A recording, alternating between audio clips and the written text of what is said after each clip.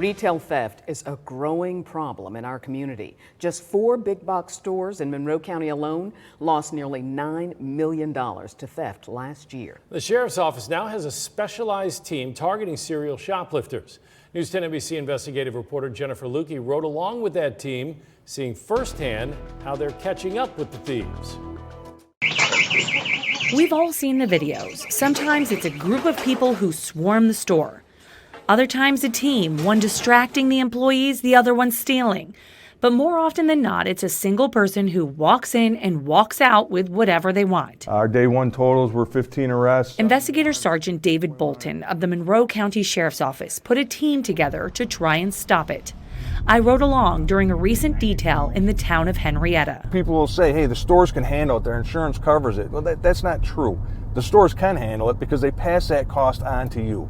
So you're paying more every time you go in the store to cover the cost of retail theft. So how do they find the crooks?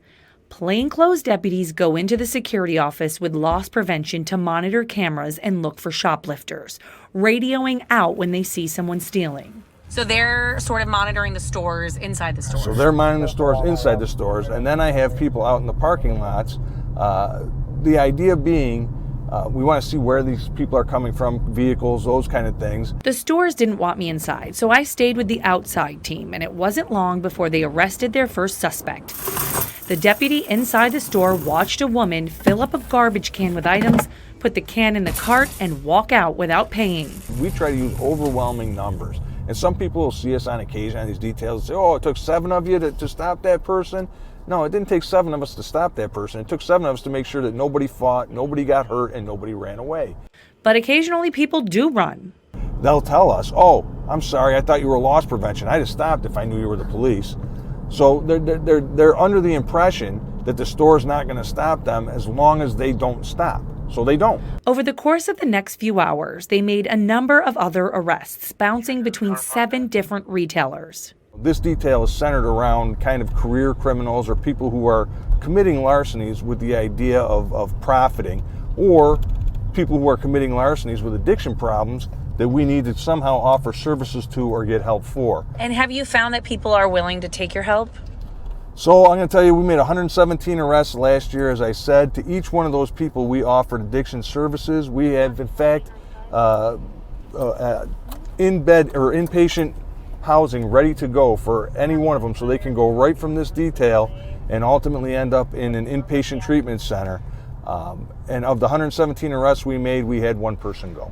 When it comes to the rest, numbers were well over 60% of the people that we arrest on our details get rearrested within 6 months of our arrest when we release them on an appearance ticket. as they lobby Albany for legislative changes on that end, they continue the details, hoping to swarm the thieves and deter the theft as much as possible. So obviously it's getting out that we're out, and when that happens, people, start to decrease their activity. So the retailers have been very appreciative of that. Okay, so each detail lasts for 3 days, and the unit moves around to different towns doing them. Last year, 4 of the people they arrested for stealing in the stores were returning to stolen cars with the loot that they were charged for that, too.